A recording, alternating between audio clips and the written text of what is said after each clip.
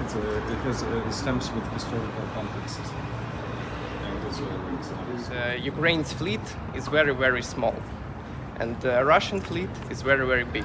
And this ship is like the biggest they have, and it costs approximately $750 million.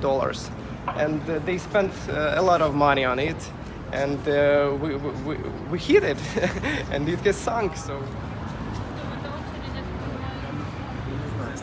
It's actually the exact ship that yesterday was sunk by the Ukrainian armed forces. So when we designed the stamp, obviously we did not know yet the result, but we're happy that the stamp signified the final result.